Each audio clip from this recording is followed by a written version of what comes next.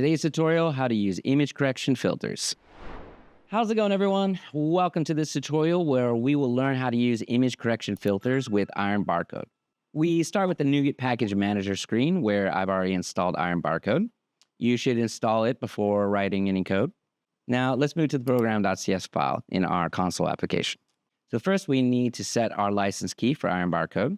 This part of the code is enclosed in a region and won't be shown in this video for obvious reasons.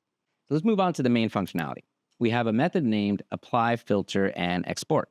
This method takes an output file path and an array of image filters as parameters. Inside this method, we create an instance of barcode reader options.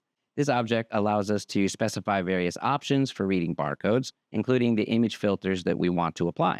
Next, we iterate over each filter passed to the method and add it to the image filters collection within our barcode readers options instance.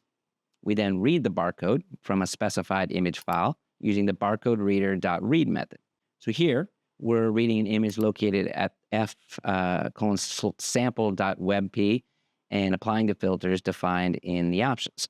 After reading the image and applying the filters, we export the filtered images to disk using the export filter images to disk method. This allows us to save the process images to a specified output path. So now we call our apply, filter, and export method multiple times, each with different filters. For example, we apply a sharpen filter combined with a contrast filter, an adaptive threshold filter, a binary threshold filter, a brightness filter, a simple contrast filter, and an invert filter. With each call, we specify a different output file path, ensuring that each filtered image is saved separately for comparison. This way, we can easily see the effect that each filter has on the original image. So let's go ahead and run the program, and execution should be smooth. All right, the program has executed successfully, so let's check the generated images. And here on the left side, we have the original image. And on the right, you can see the images that have been corrected using different filters from the IronBarcode library.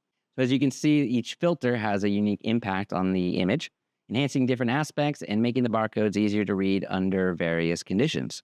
And that's it. That's how you use image correction filters with IronBarcode in a C# console application. We hope you found this tutorial helpful. Don't forget to subscribe for more useful tutorials from Iron Software. If you'd like to get started with IronBarcode, please sign up for a trial on the site. Continue to download and install the package and experience the power of our software firsthand.